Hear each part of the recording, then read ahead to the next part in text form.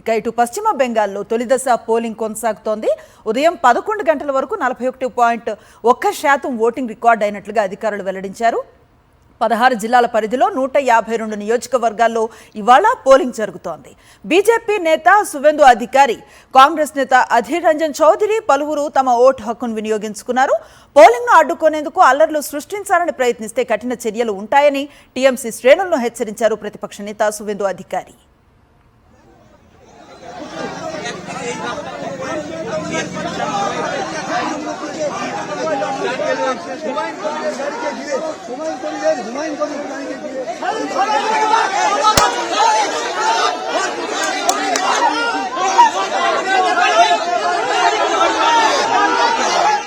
పెద్ద ఎత్తున కేంద్ర బలగాలను మోహరించిన పోలింగ్ వేళ బెంగాల్లో హింస చెలరేగింది.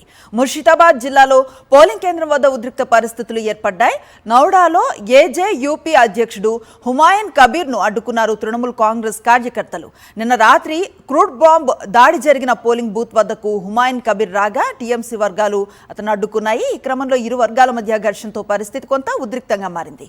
భద్రతా బలగాలు జోక్యం చేసుకుని అల్లరి మూకలను చెదరగొట్టేందుకు లాఠీ చార్జ్ చేశాయి. ఎన్నికలకు కొన్ని రోజుల ముందు టీఎంసీ నుంచి బయటకు వచ్చి ఏజేయూపీను స్థాపించారు హుమాయూన్ కబీర్.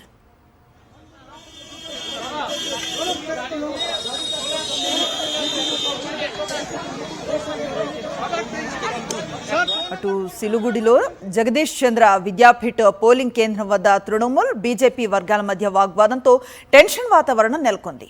బీజేపీ అభ్యర్థి శంకర్ ఘోష్, టీఎంసీ కార్యకర్తలు ఘర్షణ జరిగింది.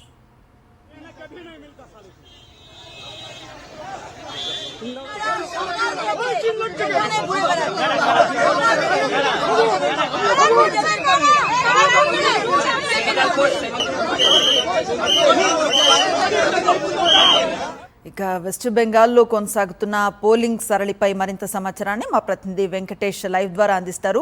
వెంకటేష్, చెప్పండి, ఈరోజు ఎండ తీవ్రత ఎక్కువ ఉంటుందని వాతావరణ శాఖ హెచ్చరికలు ఉన్నప్పటికీ కూడా ఓటర్లు విరివిగా తమ ఓటు హక్కు వినియోగించుకోవడానికి పోలింగ్ కేంద్రాలకు తరలి వెళ్తున్న దృశ్యాలు ఓవైపు కనిపిస్తున్నాయి. చెదురుమదురు ఘటనలు కూడా మరోవైపు కనబడుతున్నాయి.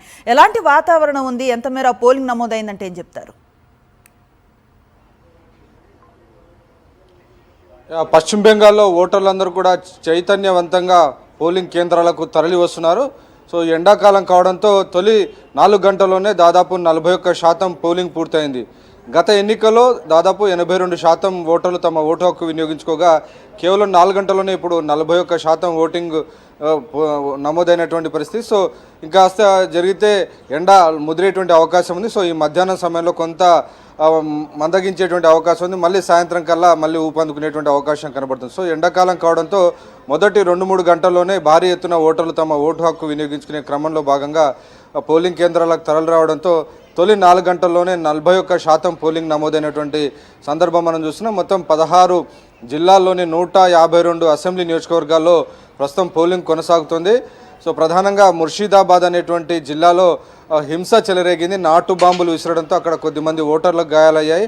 ఆల్మోస్ట్ భారీ ఎత్తున కేంద్ర బలగాలను భారీ ఎత్తున 2.5 లక్షల మంది బలగాలను మోహరించినప్పటికీ అక్కడక్కడ హింసాత్మక ఘటనలను కూడా నమోదవుతున్నటువంటి పరిస్థితి మనం చూస్తున్నాం. సో జనరల్గా పశ్చిమ బెంగాల్ అంటేనే రాజకీయ హింసకు పెట్టింది పేరు.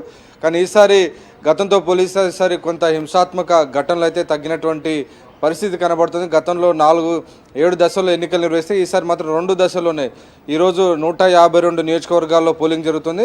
సో 29వ తేదీన 142 నియోజకవర్గాల్లో పోలింగ్ జరుగుతుంది. సో మొత్తానికి ప్రధానంగా బీజేపీ, తృణమూల్ కాంగ్రెస్ మధ్య పోటీ నెలకొంది. ఈసారి బీజేపీ తన శక్తియుక్తులన్నీ కూడా ఉపయోగించి ఈసారి రంగంలోకి దిగింది. ఈ అభినయ్తో కబి అనేటువంటి దిశగా ఇప్పుడు కాకుంటే మళ్ళీ ఎప్పుడూ రాదు అనేటువంటి తరహాలో బీజేపీ అన్ని శక్తులను, సర్వశక్తులను కూడా ఒడ్డి ఈసారి ఎన్నికల రంగంలో పోరాడుతుంది. సో గత ఎన్నికల్లో 38% ఓటింగు బీజేపీకి వచ్చింది.